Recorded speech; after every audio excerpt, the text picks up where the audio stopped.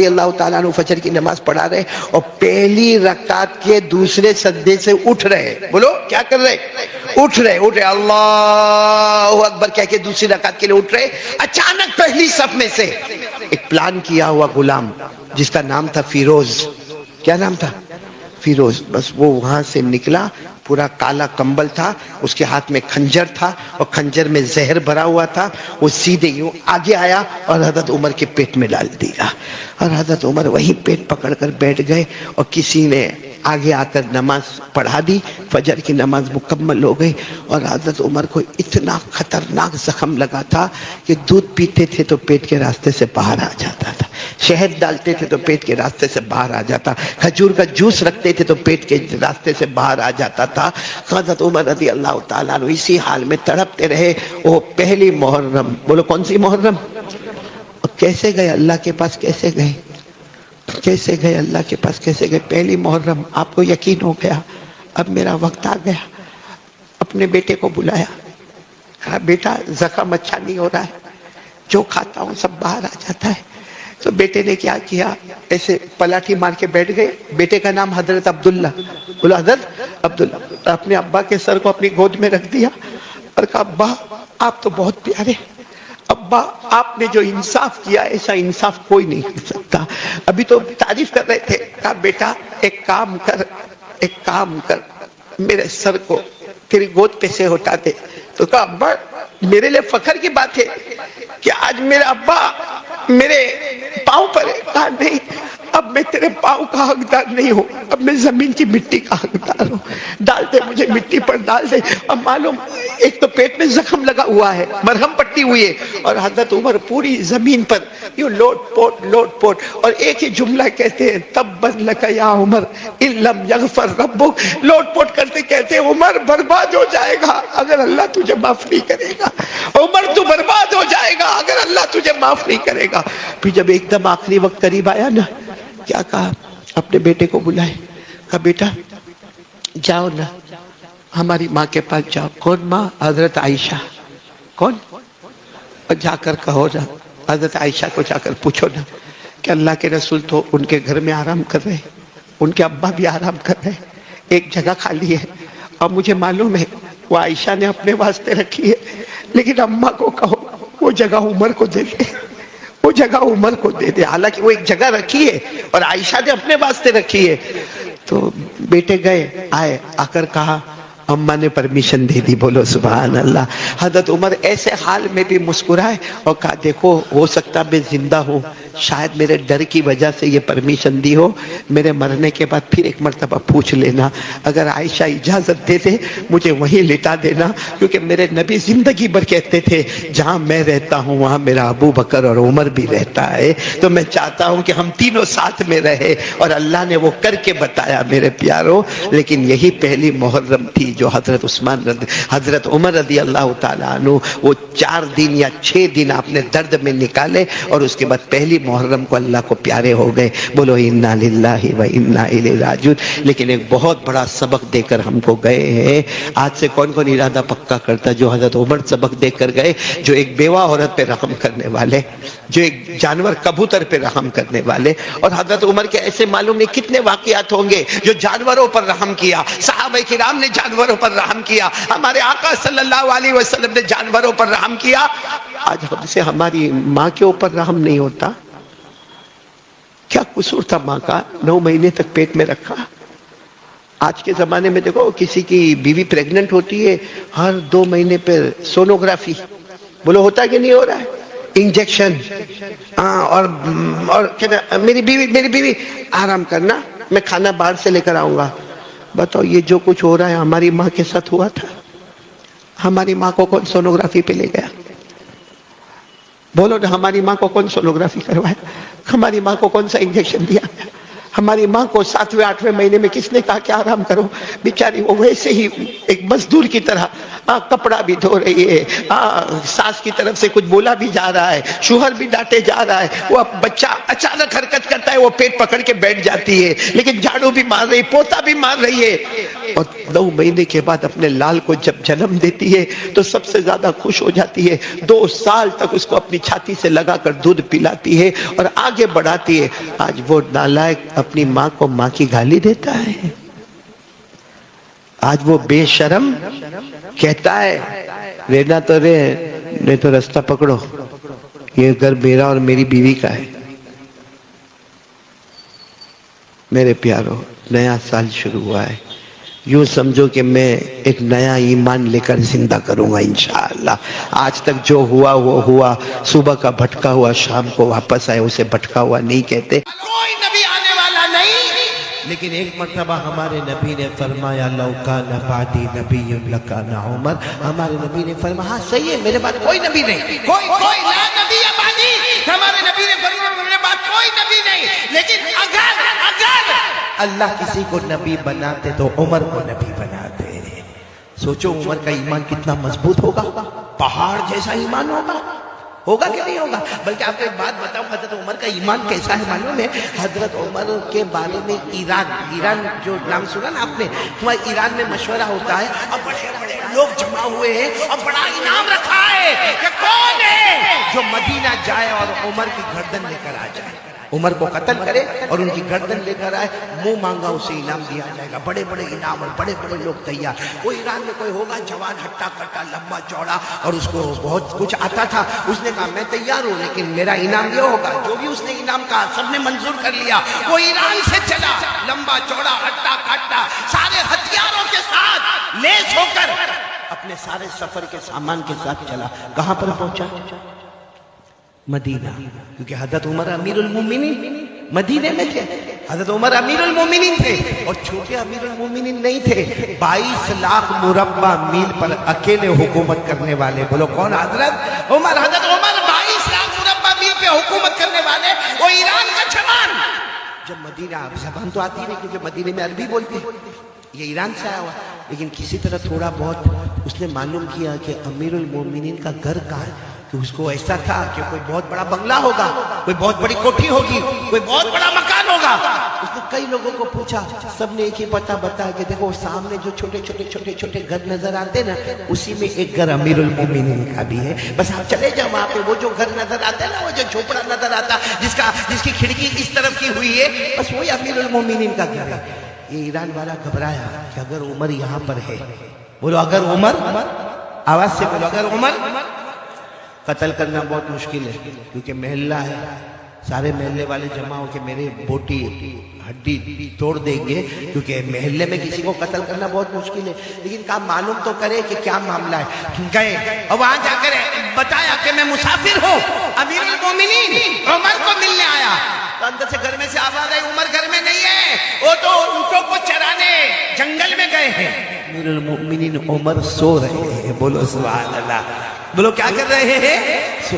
इसने कहा ये तो मौका और भी अच्छा हो गया। अरे पहले महल्ले में मारता तो बड़ा मुश्किल मामला था, अरे जंगल में भी अगर मारता तो 2-4 मेरे ऊपर हमला करते, लेकिन यहाँ तो सो रहे, सोने वाले को मारना तो बहुत आसान है, बहुत आसान है। ये उमर के करीब जा रहे हैं, बोलो बोलो बोलो बोलो। ये ईरान वाला किसके करीब जा रहे हैं? उमर के करीब, उमर के करीब। अभी उमर के करीब कम से कम 5 या 10 कदम का फासला बाकी था, बस सीधे जाके हमला करना था कि अचानक धाड़ से आवाज आई, धाड़ से आवाज आई तो ये चौके, क्या हुआ, कौन है? वो देखा पीछे शेर आ रहा है, बोलो जंगल का।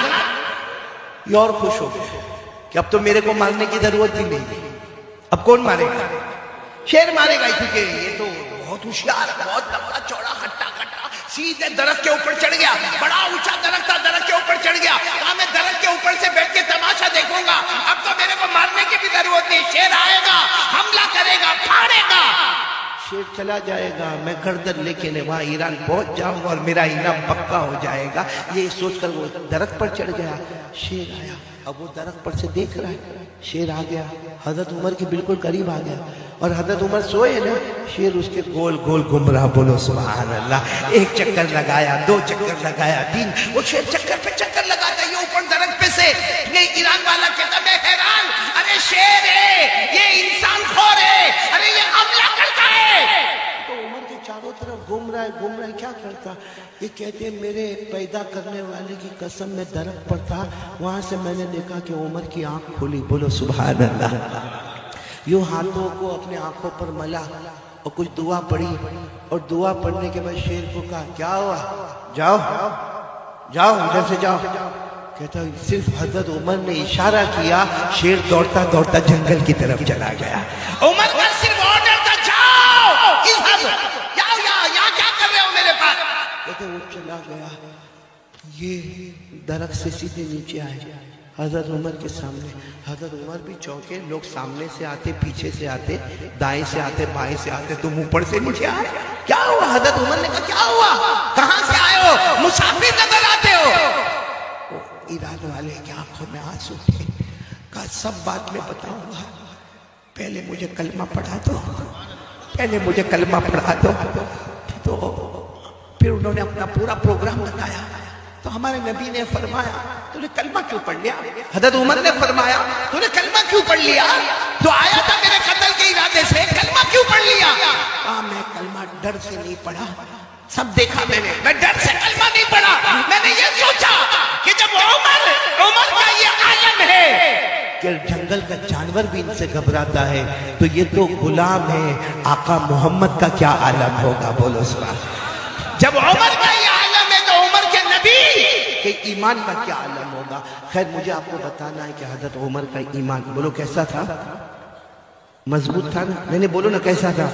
مضبوط تھا. جنگل کے شیر بھی غلامی کرتے تھے کہ نہیں کرتے تھے؟ لیکن آج میں آپ کو جو پوائنٹ پر، یہ میں نے واقعہ اس لیے سنایا، پوائنٹ پر لانا چاہتا ہوں. حضرت عمر امیر المومنین، ساتھ میں بولو حضرت عمر امیر المومنین، 22 لاکھ مربع میل پہ اکیلے حکومت کرنے والے. لیکن حضرت عمر کی ایک عادت تھی، رات کو اپنا کپڑا بدل دیتے تھے، بیس بدلتے تھے، اور پورے مدینے کا چکر لگاتے تھے، گاؤں کا، دیہات کا، گلیوں کا. کیوں چکر لگاتے تھے؟ کوئی غریب ہوگا، کوئی مسکین ہوگا، کوئی یتیم ہوگا، کوئی بیوہ ہوگی، کوئی لاچار ہوگا، کوئی مجبور ہوگا، میرے تک نہیں پہنچا ہوگا. میں امیر المومنین ہوں، مجھے پتا تو ہونا چاہیے کہ میرے علاقے میں کوئی پریشان تو نہیں. حضرت عمر بھیس بدل کے جا رہے تھے، رات کو تہجد کا وقت تھا. حضرت عمر ایک گھر کے پاس گئے، گھر میں سے قرآن پاک کے پڑھنے کی آواز آ رہی ہے. بولو سبحان اللہ. اور کیا قرآن پڑھا جا رہا ہے؟ پڑھنے والے کوئی بھی صحابی ہوں گے، آواز بہت پیاری ہوگی. وہ قرآن پڑھ رہے ہیں، وَالطُّورِ وَكِتَابٍ مَّسْطُورٍ فِي رَقٍّ مَّنشُورٍ وَالْبَيْتِ الْمَعْمُورِ وَالسَّقْفِ الْمَرْفُوعِ وَالْبَحْرِ الْمَسْجُورِ إِنَّ عَذَابَ رَبِّكَ لَوَاقِعٌ مَا لَهُ مِن دَافِعٍ. یعنی وہ پڑھنے والے تو اپنا قرآن پڑھ رہے، 27واں پارہ سورہ طور پڑھ رہے، لیکن اس میں ایک آیت آتی ہے إِنَّ عَذَابَ رَبِّكَ لَوَاقِعٌ. اگر اللہ کا عذاب آ گیا، مَا لَهُ مِن دَافِعٍ، کوئی بچانے والا نہیں ہوگا. حضرت عمر کے کان میں جب یہ آیت آئی، جانتے تھے، عربی جانتے تھے، وہی بیٹھ گئے. اب معلوم ہے وہاں تہجد کے وقت سے وہ دیوار کا ٹیک لگا کر بیٹھے، فجر کی اذان ہو رہی ہے، حضرت عمر کی داڑھی مبارک بھی آنسو سے تر ہے، اور ایک ہی بات کہہ رہے ہیں، اللہ عمر پر تیرا عذاب آئے گا تو عمر کو کون بچائے گا؟ اللہ عمر پر تیرا عذاب آئے گا تو عمر کو کون بچائے گا؟ اب فجر کی اذان ہونے لگی، امامت کس کو کرانا ہے؟ حضرت عمر کو. امیر المومنین وہی ہے. اور اس زمانے میں ایسا ہوتا تھا کہ اذان ہوتی تھی اور سارا مجمع، سارا کا سارا مجمع فجر کی نماز کے لیے جا رہا ہے، اذان ہو رہی ہے اور سارا مجمع جا رہا ہے، لیکن سب کی نظر پڑ رہی ہے کہ ہمارے امام صاحب کون؟ حضرت عمر. یہ رو رہے ہیں، لیکن کسی کی ہمت نہیں کہ عمر کو جا کر پوچھے. سب مسجد میں سنتیں پڑھ رہے ہیں یا گھر سے سنتیں پڑھ کے جا رہے ہیں، لیکن پھر سب لوگ مشورہ کرتے ہیں کہ ان کو کون کہے گا، وہ تو روئے جا رہے ہیں. تو ان کے بیٹے حضرت عبداللہ گئے اور جا کر کہا ابا، سب لوگ انتظار کر رہے ہیں، فجر کا وقت ہو گیا ہے، آپ کی سنتیں باقی ہے، آپ کو امامت کرانا ہے. تو حضرت عمر نے اپنے بیٹے کو کہا بیٹا کیا کروں؟ جب عمر پر اللہ کا عذاب آئے گا تو عمر کو کون بچائے گا؟ عمر پر اللہ کا عذاب آئے گا، عمر کو کون بچائے گا؟ ان کے بیٹے وہ ان سے بھی نرم دل تھے، ابا کی گود میں سر رکھا، ابا آپ نے تو بہت کام کیے، آپ کے بیٹے پر عذاب آئے گا تو کون بچائے گا؟ میرے دوستو، یہ وہ لوگ تھے جو اس سے ڈرا کرتے تھے کہ اللہ کا عذاب آئے گا تو کون بچائے گا. میرے جوانوں، آج ہم لوگ نشہ کرتے ہیں نا، नशा करते हैं ना, किसी को बीड़ी की आदत, किसी को सिगरेट की आदत, किसी को तंबाकू की आदत, किसी को गुटखा विमल की आदत, कोई ड्रग्स लेता है, कोई पाउडर खाता है, कोई खांसी के सिरप पीता है। क्या हमको ये डर नहीं? हजरत उमर को तो डर है कि मेरे अल्लाह का अज़ाब आएगा तो मुझे कौन बचाएगा। हम क्या, हमारा ईमान इतना मजबूत हो गया कि हम अल्लाह को भूल गए। क्या करेंगे मेरे प्यारो, अल्लाह को भूल के मौत तो आनी आनी है ना। अरे बोलो, आनी के नहीं आनी? कब तक ये जवानी का नशा रहेगा? कब तक ये जवानी का नशा रहेगा? और ये जितनी चीजें हम इस्तेमाल करते हैं ना, चाहे बीड़ी हो, सिगरेट हो, तंबाकू हो, गुटखा हो, ड्रग्स हो, पाउडर हो, एमडी हो, ये जितनी चीजों का हम इस्तेमाल करते हैं, हम समझते हैं आई एम यंग, मैं जवान हूं, मेरे पास वेस्टर्न स्टाइल है, मेरा चलने का तरीका, मेरा बोलने का तरीका, मेरी बाइक, मैं बहुत होशियार हूं। मेरे प्यारो, जिस दिन एक बीमारी आती है ना, फिर बचाने वाला कोई नहीं होता। सही कह रहा हूं, गलत कह रहा हूं? कितने लोगों को कैंसर हो गया? वरना पहले हमारा जवान, आपने यहां जद्दूपुर में भी देखा होगा, हमारा जवान बाइक पर बैठता है और बिल्कुल जहां सारा मजमा होगा ना, वहां जाके ट्रैफिक नहीं है, लेकिन जोर से बाइक का ब्रेक मारेगा। क्यों बाइक का ब्रेक मारेगा? सब लोग देखे और फिर वो जेब में से निकालेगा। क्या क्या बोलते आप लोग? हाँ, अभी यूं हाथ पे थोड़ा टक टक टक टक करेगा, फिर यूं खोलेगा, और फिर हाँ करके ऐसा पिएगा जैसे शरबत पी रहा है। सही है क्या नहीं? लेकिन ये जो चीज गलत है वो गलत है। नशा गलत है तो गलत है, पाउडर खाना गलत है तो गलत है, ड्रग्स लेना गलत है तो गलत है। होता क्या है मालूम है? नहीं सुधरता नहीं है, क्यों? रोज रोज रोज रोज लेता जाता है। फिर ये जो मुंह है ना, मुंह ये छोटा हो जाता है। कैसा हो जाता है? फिर क्या करता है मालूम है? यूं हाथ में लेके यूं करेगा, एक हाथ से दरवाजा खोलेगा, दूसरे हाथ से एंटर हो जाएगा। सही कह रहा हूं, गलत कह रहा हूं? फिर इतना छोटा सा मुंह हो जाता है। डॉक्टर के पास, अब डॉक्टर को मालूम है भाई, डॉक्टर माहिर है, चेहरा देखकर समझ जाता है कि इसको कैंसर है, लेकिन डॉक्टर को भी तो अपना बिल बनाना है। तो ये करना, वो करना, ऐसा करना, वो करना, यूरिन टेस्ट होगा, ब्लड टेस्ट होगा, पीठ में से पानी निकाला जाएगा, फिर इसका ये होगा, फिर वो होगा, लेबोरेटरी में जाएगा, ये करेगा। करते कराते डॉक्टर आखिर में कहता है लास्ट स्टेज ऑफ कैंसर, 2 महीने बचे हैं। और वो पूरी गवर्नमेंट ने कहा मास्क नहीं लगाने का, वो मास्क लगा के घूम रहा है, क्योंकि यहाँ उसका मुंह छोटा हो गया है, ऑपरेशन हो गया, जबड़ा फाड़ दिया गया। मेरे प्यारो, क्या कयामत में इसका जवाब नहीं देना पड़ेगा? मुफ्ती अली का एक बड़ा अजीब मामला, मैं गुजरात में था, एक ने मेरे पास आकर कहा मौलाना मेरा भाई 32 साल का है, वो खा खा के, तंबाकू खा खा के कैंसर हो गया, मर गया। वो शहीद हुआ कि नहीं? यानी वो मेरे को फतवा पूछता कि मौलाना लिख के दे दो ना कि मेरा भाई शहीद हो गया, मैं मेरे खानदान वालों को बताऊं। मैंने कहा गुटखा खा के मरा, तंबाकू खा के मरा, ऑपरेशन करा के मरा। मैंने कहा सुनो, मैं आज मसला बताता। कोई अपने गुनाहों की वजह से बीमार पड़े, कोई अपने गुनाहों की वजह से, भाई हमारे गुनाहों की वजह से अगर हमारा ये जबड़ा खराब हो गया, हमारे गुनाहों की वजह से अगर हमारा हाथ और पांव खराब हो गया, तो अल्लाह फरमाते कयामत में एक एक बदन के टुकड़े का जवाब देना पड़ेगा। ये कुरान में लिखा है, कुरान में 15वां पारा, अल्लाह तबारक व तआला फरमाते हैं इन्नस समा वल बसर वल फुआद कुल्लु उलाइका काना अन्हु मसऊला। अल्लाह तबारक व तआला फरमाते तेरे कानों का, तेरी आंखों का, तेरे दिल का, बदन का जो भी टुकड़ा तूने गुनाहों की वजह से डैमेज कर दिया, बोलो कल कयामत में। हाँ, लेकिन अगर आदमी ने कभी बीड़ी, सिगरेट, तंबाकू, गुटखा कुछ नहीं, और बेचारे को कैंसर हो गया, हाँ फतवा दे दो कि शहीद होकर दुनिया से जा रहा है। लेकिन मेरे प्यारों, क्या ये सब करना जायज है जो हम करते हैं? क्या हमको अल्लाह का डर नहीं लगता? मेरे दोस्तों, कैंसर वाले को पूछो कैसा रोता है, कैसा रोता है, आखिरी घड़ी में क्या क्या हालात उसके ऊपर आते हैं। मेरे दोस्तों, वो कैंसर जब बदन में फैलने लगता है, लेकिन फिर भी हमारी तबीयत में सुधार नहीं आता ना। हम ना तो अपनी माँ के बने, हम सही में अपनी माँ के भी नहीं बने, अपने अब्बा के भी नहीं बने, हम अल्लाह के भी नहीं बने और मुस्तफ़ा के भी नहीं बने। हमको सिर्फ अपनी मर्जी प्यारी है मेरे प्यारो, जिसकी वजह से आज बर्बादी और तबाही के सिवा हमारे पास कुछ नहीं है। मैं पूछना चाहता हूँ, माँ की कौन मानता है? माँ को माँ कौन समझता है? ये पूरा मजमा है, اگر یہ اعلان ہو گیا بھائی قاری احمد علی کا بیان ہونے والا، یا چلو یہ اعلان ہو جاوے کہ یہاں شادی کا منڈپ لگنے والا، یا اعلان ہو جاوے کہ یہاں پر بہت بڑا فنکشن ہونے والا، یہاں کے ذمہ دار جوانوں کو جمع کریں گے، بھائی کون کون ہمارے ساتھ خدمت کرے گا، کون کون ہمارے والنٹیئر حضرات ہوں گے، بہت اچھا ہے، سارے کے سارے جوان آ جاتے اور آ کر کہتے ہیں آپ لوگوں کو فکر کرنے کی ضرورت نہیں ہے، کرسی لگانا ہمارا کام ہوگا، ٹیبل لگانا ہمارا کام ہوگا، کھانا کھلانا ہمارا کام ہوگا، ارے چاول ہم لے کر آئیں گے، ارے سالن ہم لے کر آئیں گے، ارے منڈپ ہم لگا دیں گے، لائٹ ہم لگا دیں گے، بہت اچھا ہے، مخلوق کی خدمت ہے۔ لیکن اس میں سے کسی ایک جوان کو پوچھو ماں کا پاؤں دباتا ہے کہ نہیں دباتا؟ ماں کے سر پہ کبھی محبت سے ہاتھ پھیرتا ہے کہ نہیں پھیرتا؟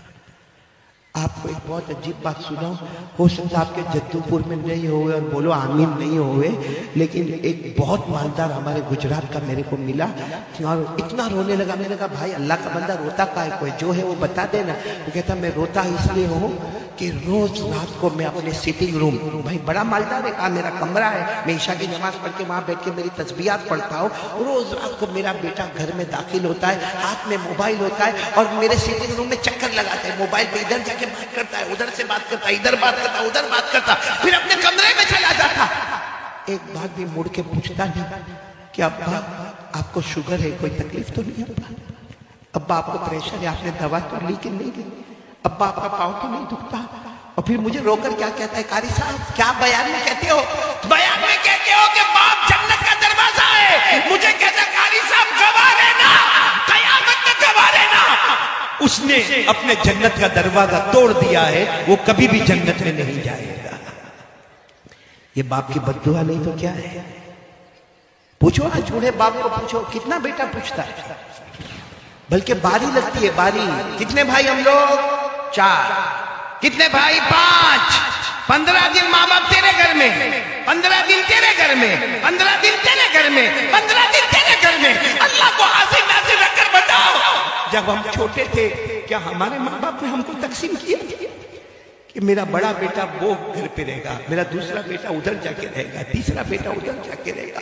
کیا ہمارے ماں باپ کوئی بندر ہے جو ایک ڈالی سے لے کے دوسری ڈالی، دوسری ڈالی سے تیسری ڈالی؟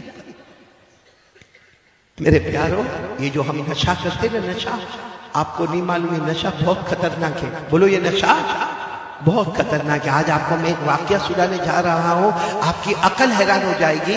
میرے دوستو، ایک بہت بڑے اللہ کے ولی بولو یا حدیث کے امام بولو، حضرت فضل بن عیاض، بولو کیا نام؟ آپ سے فضل یاد رکھو، کیا نام؟ حضرت فضل۔ وہ جب حدیث کا سبق پڑھاتے تھے نا، بڑھتا ہوا، وہ زمانہ ایسا نہیں ہوتا کہ مدرسے کے بچے 14 سال 15 سال 16 سال 18 سال 20 سال نہیں، وہاں مدرسہ ایسا ہوتا تھا، کھلا میدان ہوتا تھا جس میں بچے بھی ہے، بڑے بھی ہے، بوڑھے بھی ہے، سب بیٹھے ہیں۔ اور جب حضرت فضل آتے تھے، سارے بچے استقبال کے لیے کھڑے ہوتے تھے، آپ کے سامنے ایسا ٹیبل رکھا ہوتا تھا، اس پر حدیث کی کتاب ہوتی تھی، آپ پڑھانا شروع کرتے تھے۔ تو اس زمانے میں جو بھی طریقہ پڑھانے کا ہوتا پڑھاتے تھے، ایک سامنے اسٹوڈنٹ بیٹھتا تھا، سامنے ایک اسٹوڈنٹ، سننا، بہت ہوشیار، بہت چالاک، اور آپ کو معلوم ہے جو برائٹ اسٹوڈنٹ ہو، جس کا دماغ اچھا ہو، وہ پڑھانے والے کی توجہ اس کی طرف بولو زیادہ ہوتی ہے۔ تو اور حضرت فضل دیکھتے تھے، وہ جو بولتے وہ سب لکھتا ہے، اور کبھی چیک کرتے تھے، تو چیک کرتے تھے، دیکھتے تھے اتنا اچھا لکھتا ہے، اتنا اچھا۔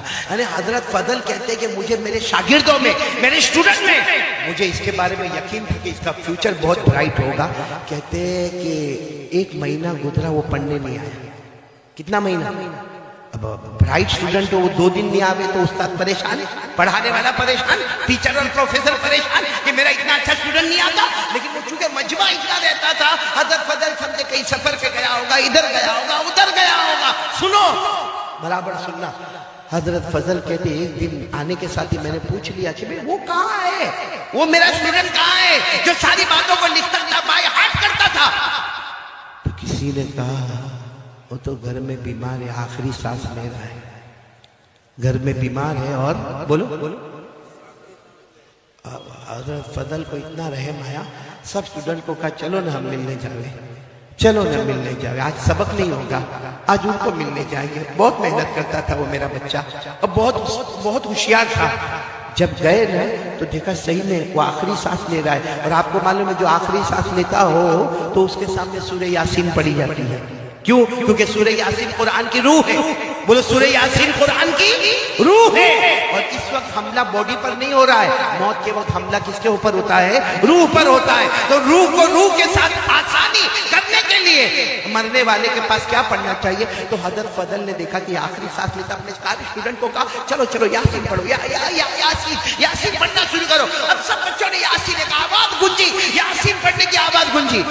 معلوم ہے وہ جو بچہ تھا نا، جوان لڑکا، اپنے استاد کو کہتا ہے مت کہو ان کو یاسین پڑھنے، مت کہو، میرے کو کچھ بھی کام نہیں آئے گا، میرے کو کچھ بھی کام نہیں آئے گا.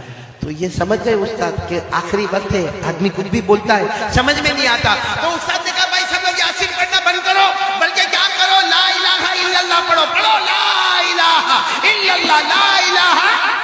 کیونکہ حدیث میں آتا ہے لقنوا موتاکم لا الہ الا اللہ، جو مرنے کے قریب ہو اس کو لا الہ الا اللہ اس کے سامنے پڑھو.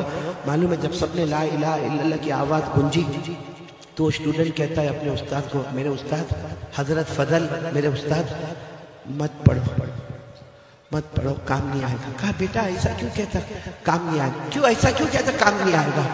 کہا 2-4 گھنٹے پہلے مجھے پتا چلا اللہ نے میرے ایمان کو چھین لیا ہے، اللہ نے میرے ایمان کو چھین، بس اتنا کہا اور آنکھیں بند ہو گئی.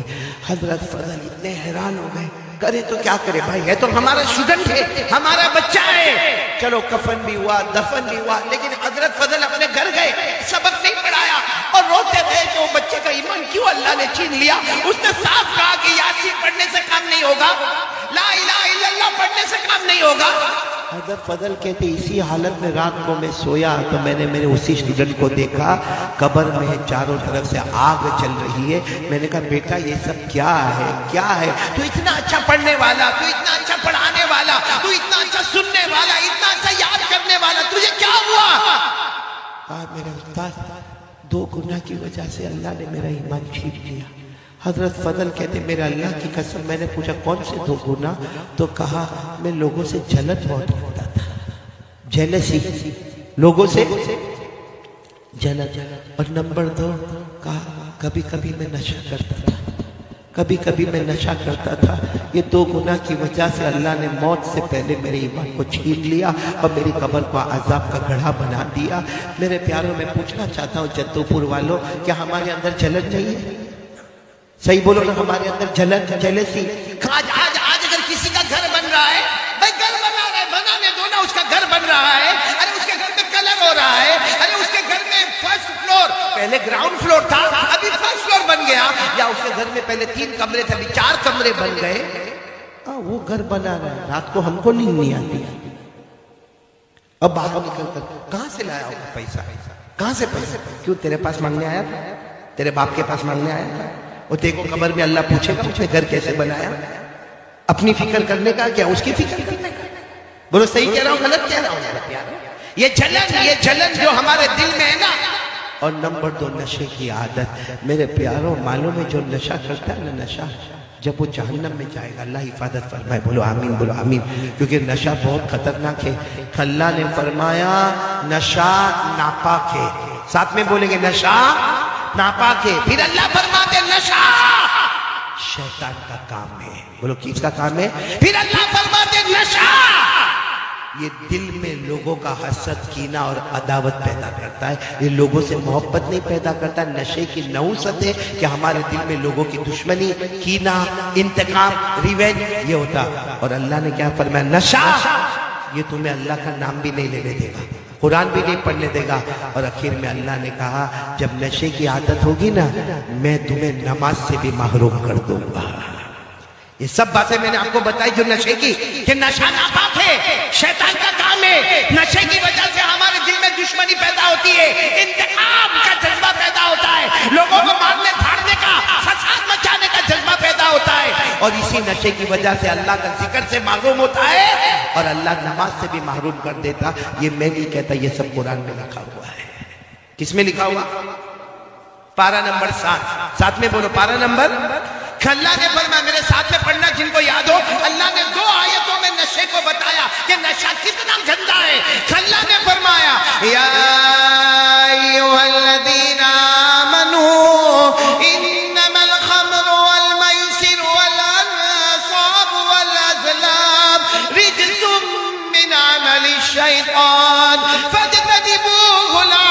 لعلكم تفلحون انما يريد الشيطان ان يوقع بينكم العداوة والبغضاء في الخمر ويصدكم عن ذكر الله وعن الصلاة فهل انتم منتهون. ایک بات بتاتا ہوں اس کے بعد میرے کو یقین ہے کوئی نشہ نہیں کرے گا. بولو نہیں کریں گے انشاءاللہ. اور جیسے دارو کا نشہ ہے نا, ڈرگز کا نشہ ہے نا, یہ گٹکا جو کھاتے اس کا نشہ ہے نا, اسی طرح موبائل بھی ایک نشہ ہے. بولو موبائل بھی ایک اس کے بغیر. آپ دیکھو کسی کو پتا چلا بھائی میرا موبائل گم ہو گیا, آپ دیکھو کیا کرے گا, یوں دیکھے گا ارے میرے موبائل میں رنگ کر, ارے تو میرا موبائل تو دیکھا ہے. ایسا پریشان ہوگا جیسے اٹیک آ رہا ہے اس کو. بولو ہوتا ہے کہ نہیں ہوتا؟ اور فجر کی نماز گئی, کبھی ایسا ہوا, کبھی ایسا جھٹکا لگا ان کو؟ اس نے میرے دوست ایک حدیث پاک سنا تو اللہ حفاظت کرے, بولو آمین. لیکن نشے والا جب جہنم میں جائے گا اور جہنم کی آگ جب اس کو تپائے گی تو کیا کرے گا معلوم ہے؟ کہے گا اللہ جہنم کی آگ نے میرے کو بہت تپایا, پانی دے دینا اللہ, اللہ پانی دے دینا اللہ, اللہ پانی دے دینا اللہ. اوپر جو جہنمی ہوں گے ان کے بدن سے جو خون نکلتا ہوگا, پیپ نکلتا ہوگا, پیشاب نکلتا ہوگا, وہ اللہ اس کے منہ میں ڈالیں گے. پانی چاہیے نا, پانی چاہیے. میں اوپر والے جہنمی کے بدن کا خون نکلا, پیپ نکلا, ارے اس کے بدن میں سے پیشاب نکلا پیپ, تو کہے گا اللہ میں نے پانی مانگا, یہ تو بہت گندی چیز ہے. اللہ کہیں گے آج وہ پلاؤں گا جو تجھے پسند نہیں ہے, کیونکہ دنیا میں تو وہ پیتا تھا جو مجھے پسند نہیں تھا. اس لیے میرے پیاروں ہاتھ جوڑ کر آپ سے اپیل کرتا ہوں, دو چیزیں ہمارے نبی چھوڑ کر گئے ہیں, ان میں سے پہلی چیز میں نے آپ کو بتا دی, وہ کیا ہے؟ کون آج سے تیار ہو رہا ہے روزانہ یہ پورا جدو پورا تیار ہو جائے ماشاءاللہ. دیکھو یہ دو چیز اگر ہمارے پاس ہوگی نا, سب گندی عادتیں ختم, سب گندی عادتیں ختم. کوئی کہتا ہے نا ارے مولانا کو کیا معلوم ہے, ہم کو نشے کی عادت ہو گئی, اب نشہ تھوڑی چھوٹے گا. کوئی کہتا ہے میرے کو موبائل کی عادت ہو گئی, اب موبائل تھوڑی چھوٹے گا. کوئی کہتا ہے کہ میرے کو پینے کی عادت ہو گئی, وہ پینا تھوڑی چھوٹے گا. نہیں میرے پیاروں, ہمارے نبی سے بڑھ کر کوئی نہیں. ہمارے نبی نے فرمایا دو چیز کو تیرے ہاتھ میں رکھ لے, دنیا بھی تیری ہوگی, آخرت بھی تیری ہوگی. جس میں سب سے پہلے کیا فرمایا ہمارے نبی نے؟ قرآن. آواز نہیں آ رہی ہے آپ لوگوں کو؟ قرآن. بہت ٹھنڈے ہو گئے آپ لوگ, بند کر دوں بیان؟ کون سی چیز پہلی بولو؟ میں ہر جگہ پر آج ایک ہی اعلان کرتا ہوں, قرآن پڑھو گے نا انشاءاللہ. آج پورا جدو پور ماں بہنیں بیٹیاں آپ سب ارادہ کریں, میں آپ سے زیادہ وقت نہیں مانگتا, آدھا گھنٹہ, 24 گھنٹے میں 23.5 گھنٹے آپ کے, آدھا گھنٹہ آپ سے مانگتا ہوں. کون کون تیار ہے آدھا گھنٹہ قرآن پڑھیں گے انشاءاللہ؟ نہیں دونوں ہاتھ اوپر کر کے بولو پڑھیں گے انشاءاللہ, پڑھیں گے انشاءاللہ. اچھا ہمارے کچھ بڑے بوڑھے بھی ہوتے ہیں, مولانا بول کر گئے, اب کہاں وہ ہم نے بچپن میں نہیں پڑھا, جوانی میں نہیں پڑھا, اب مولانا بول کر گئے کہ آدھا گھنٹہ قرآن پڑھنا. سنو, حضرت علی کو پوچھا گیا قرآن سیکھنے کی مدت کب ہے, شروع کب ہوتی ہے, ختم کب ہوتی ہے؟ حضرت علی نے فرمایا من المہدی الی اللحدی. قرآن کریم کے سیکھنے کی مدت شروع ہوتی ہے ماں کے گود سے اور ختم ہوتی ہے قبر کے گود میں. اور میرے کو معلوم ہے آدھا گھنٹہ قرآن پڑھیں گے. یہاں جو علماء کرام بیٹھے ہیں ان کو اگر بولو آدھا گھنٹہ قرآن پاک پڑھنا, آدھے گھنٹے میں 2 پارے ختم. ارے بولو آدھے گھنٹے میں 2 پارے ختم, 2.5 پارے ختم, سورہ بقرہ مکمل. اور اگر کسی عام آدمی کو بولو بھائی آدھا گھنٹہ قرآن پڑھنا, تو بیچارہ مشکل سے دھیرے دھیرے سا یا کولو السفہاء کرتے 1.5 پیج 2 پیج, تو سوچے گا کہ یہ مولانا تو 2 پارے ختم کر کے چلے گئے, نہ میرے 2 پیج بھی ختم نہیں ہوئے. نہ میرے دوستو قربان جاؤ ہمارے نبی پر. ہمارے نبی کو معلوم تھا میرا ایسا امتی بھی آئے گا جو بعد میں قرآن پڑھنا شروع کرے گا. ہمارے نبی نے فرمایا الذی یقرأ القرآن ویتتعتع بہ فلہ اجران. ہمارے نبی نے اس زمانے میں فرمایا میرا امتی ایسا آئے گا جو قرآن پڑھے گا, اٹک اٹک کے پڑھے گا, رک رک کے پڑھے گا, اٹک اٹک کے پڑھے گا. ہمارے نبی فرماتے اس کو ڈبل ثواب ملے گا, پڑھنے کا بھی ثواب ملے گا, اور اٹکنے کی جو تکلیف ہوگی اس کا بھی ثواب ملے گا. سبحان اللہ.